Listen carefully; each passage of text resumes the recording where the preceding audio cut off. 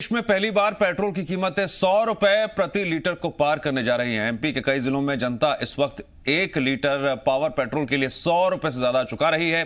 सरकार अंतर्राष्ट्रीय बाजार पर इसका ठीकरा फोड़ रही है।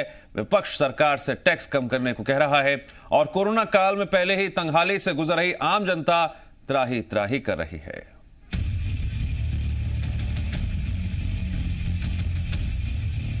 चुनाव आने से पहले आपने सियासी दलों के नारे सुने होंगे, अब की बार इनकी सरकार, अब की बार उनकी सरकार।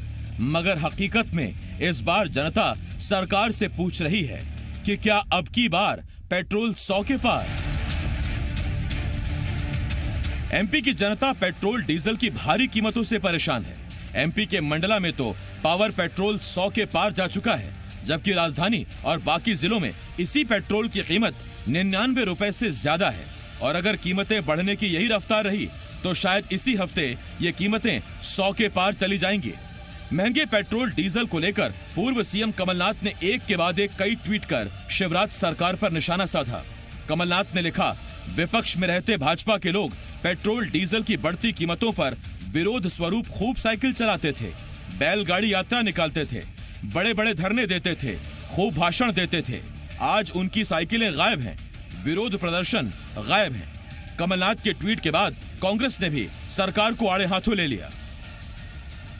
इस गरीबी से भी टैक्स वसूल रहे हैं। इसकी ओरिजिनल कास्ट अगर आप देखें अंतर्राष्ट्रीय स्तर पर क्रूड ऑयल का रेट कम हो चुका है, लेकिन हमारी केंद्र सरकार टैक्स पर टैक्स बढ़ाई जा रही है। 110% उस पर एक्साइज ड्यूटी दी जाती है और दूसरा टैक्स लगाने के बाद में यहाँ मध्य प्रदेश में जीएसटी में लगने के बाद में रेट बढ़ रहे हैं। मैं समझता हूँ कि केंद्र सरकार को चाहिए कि ईमानदारी के साथ में उसको जीएसटी से जोड़ दें, पूरे देश के रेट एक से हो जाए और इसको कम से कम कंट्रोल करें, गरीब आदमी को राहत दें। चाहे दूसरी चीज़ों पर लग्जरी आइटम पर टैक्स बढ़ा दें तो कोई फर्क नहीं पड़ेगा, लेकिन गरीबों को राहत देना चाहिए। सिर्फ पेट्रोल और डीजल के रेट पर नियंत्रण करना बहुत आवश्यक है।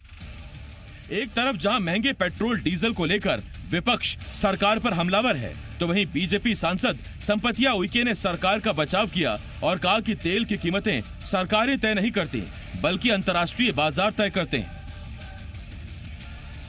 चाहे वो कांग्रेस की गवर्नमेंट हो या भाजपा की गवर्नमेंट हो, यो कभी तय नहीं करती कि ये रेट पेट्रोल की रेट ये रेट में हो या ये रेट में हो।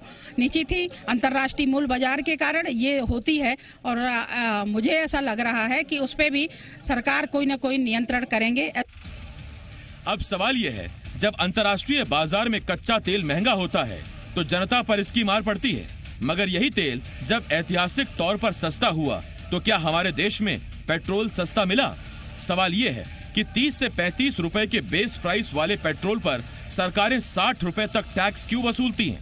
और सवाल ये भी है, कोरोना काल में पहले ही आर्थिक संकट से जूझ रही जनता को महंगाई से राहत कब मिलेगी?